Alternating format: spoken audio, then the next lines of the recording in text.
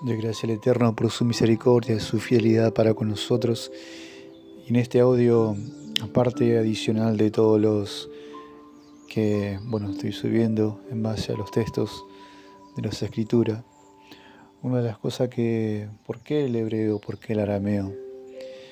¿Por qué es necesario? ¿Por qué es tan importante poder recurrir a la fuente de los textos originales?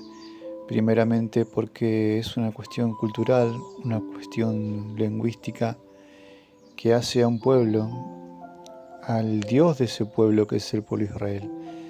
Entendemos por las escrituras y entendemos por la historia y entendemos por el lenguaje que ese pueblo tiene esa herencia de haber recibido de los primeros padres de la fe como Abraham, Isaac y Jacob, que hablaron y se comunicaron de esa manera. Y el hecho que hoy nosotros estemos retomando, estemos estudiando las Escrituras en ese contexto de esa lengua hebrea y aramea es por el hecho de que esa lengua es la que hablaron los profetas, la que habló Moshe, la que habló David, la que habló Daniel, tanto el hebreo como el arameo, porque lo que nosotros sacamos de ese lenguaje, la esencia de un lenguaje eterno, poderoso, sobrenatural, con un contenido único, incomparable en cuanto a sus letras, a sus palabras.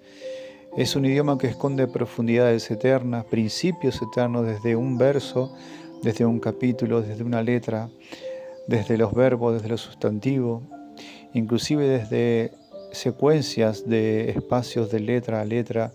Podemos descubrir a través de esos textos mensajes ocultos, palabras que nos conectan con otras palabras del mismo texto, de las mismas escrituras, una conexión tal con el plan eterno del Salvador con el hombre, para con su pueblo.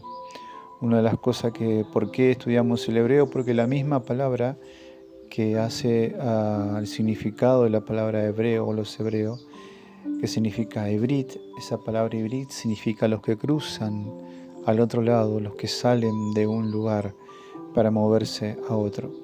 En este caso tomamos la referencia del pueblo de Israel cuando estaba prisionero, estaba esclavo en Egipto, y ellos salieron en libertad por medio de la mano poderosa de Hashem. En el momento que cruzan el Mar Rojo, se constituyen el pueblo de los que cruzan, o sea, los Ibrit, los hebreos.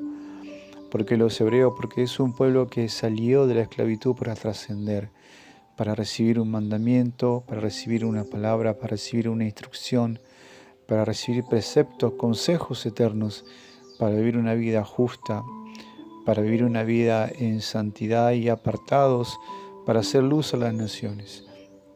Esa luz que le fue revelada a Moshe en el monte Sinaí, cuando recibió las tablas, la recibió en un lenguaje, en una cultura, y nosotros, nuestra responsabilidad como creyentes o como seguidores del Mesías es, por lógica, saber y entender el idioma, por lo menos estudiarlo, buscar, investigarlo, para saber cuáles son las palabras que se ejecutaban en ese tiempo y se usaba el lenguaje de ese tiempo.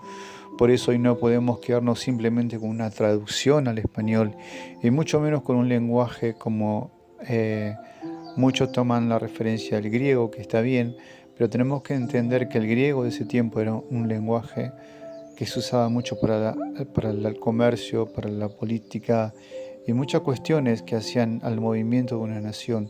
Pero si vamos a la cultura del pueblo, el lenguaje que se usaba para las enseñanzas, para los principios eternos, para la teología, era el hebreo y el arameo, el cual ese idioma lo habló Yeshua y sus discípulos, y fue el idioma que hoy nosotros, por gracia, se nos reveló por medio de los textos que se descubrieron en el Qumran, por medio de las profecías y todo lo que hace este lenguaje. ¿Por qué el hebreo?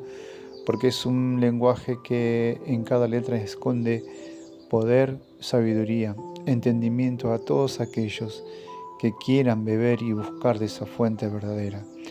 El hebreo contiene lo más preciado que el Padre nos ha dado, su amor.